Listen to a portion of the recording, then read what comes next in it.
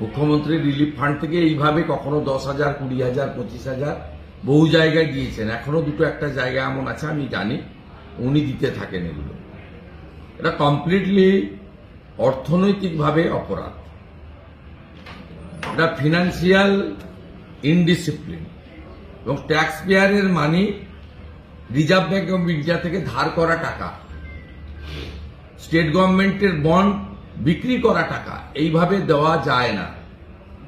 তাই কোর্টের যে সাময়িক অর্ডার, ইন্টারিম স্টে, আমি বিরোধী দলনেতা হিসাবে একে ওয়েলকাম করছি। উনি 11 সাল থেকেই এই ধরনের ইলিগ্যাল কাজ করেন, এই প্রথম কোর্ট একটা অঙ্কুশ লাগালো এবং আটকালো।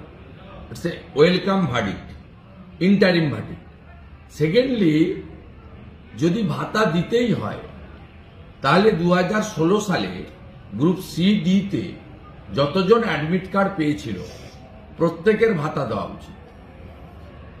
ওনার যদি টাকা এত বেশি থাকে, আমি বলবো যে তিনি যদি দিতেই চান, কেন অন্যরা নয়, কেন কেবলমাত্র সুপ্রিম কোর্টের নির্দেশে যাদের চাকরির চ্যুতি হয়েছে সাময়িকভাবে তাদেরকে কেন দিয়েছেন?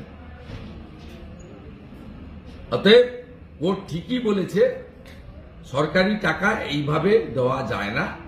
তবে মমতা বন্দ্যোপাধ্যায় কোর্টকে মানবেন কিনা আমি জানি না। মাননীয় বিচারপতিদ্বয়ের ওবিসি নিয়ে যে অর্ডার, তারপরেও আপনি এডুকেশন ডিপার্টমেন্টে ভর্তির ওয়েবসাইটে দেখবেন ওবিসি এ এবং বি 17% রিজার্ভেশন এবং মুসলিমদেরকে রিজার্ভেশন দিয়েই অ্যাডমিশনের কাজ চলছে, ফর্ম ফিল আপের কাজ চলছে।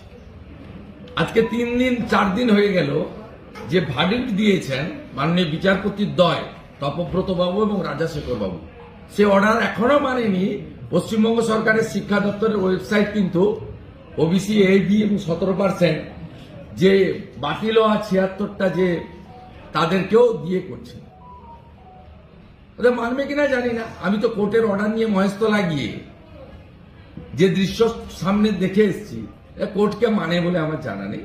এবারে বাকিটা কোর্ট এবং জুডিশিয়ারি তো আমাদের কনস্টিটিউশনাল মেন পিলার, তারা ঠিক করবেন। তাদের হাতে অনেক ব্যবস্থা আছে,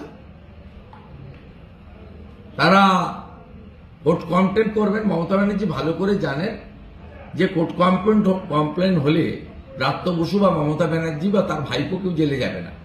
কোর্ট কন্টেম্প্ট হলে চিফ সেক্রেটারি জেলে যাবেন, ফিনান্স সেক্রেটারি জেলে যাবেন, এডুকেশন সেক্রেটারি জেলে যাবেন।